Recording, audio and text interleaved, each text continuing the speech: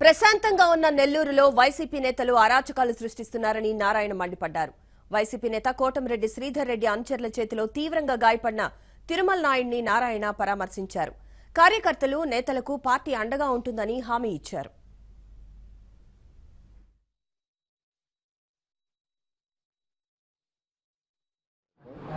నిజంగా చాలా దారుణం. నెల్లూరు సిటీలో కానీ, నెల్లూరు రూరల్లో కానీ, నెల్లూరు జిల్లాలో కానీ గతంలో ఎప్పుడు ఇటువంటి కార్యక్రమాలు, ఇటువంటి పాలిటిక్స్లో ఎప్పుడు కూడా ఇటువంటివి లేవు. నెల్లూరు సిటీ ఎమ్మెల్యే కానీ, రూరల్ ఎమ్మెల్యే కానీ ఈరోజు ఫ్రస్ట్రేషన్ ఈ పనులు చేస్తున్నారు. ఈ యొక్క హత్యా ప్రయత్నానికి ప్రయత్నించారు తిరుమల నాయుడు మీద. వాళ్ళని రిమైండ్కి పంపించడం జరిగింది.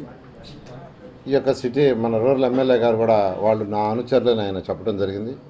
అందులో అసలు ముఖ్యమైన వ్యక్తి ఆయన డ్రైవర్గా. ఇలాంటిది ఇప్పుడు అసలు నెల్లూరు చరిత్రలో ఇలా ఎలక్షన్స్లో కొట్టుకోటాలు, చంపుకోటాలు, హత్యా ప్రయత్నాలు చేయటం ఎప్పుడూ లేదు. ఈ వైఎస్ఆర్సీపీ నాయకులు కొత్తగా ఇటువంటి కల్చర్ని తీసుకొస్తున్నారు. ఇది కరెక్ట్ కాదు. ఖచ్చితంగా ఇటువంటి వాటి మీద పోలీస్ యంత్రాంగం ఎప్పటికప్పుడు తగిన నిర్ణయాలు తీసుకొని వాళ్ళని శిక్షించాలి.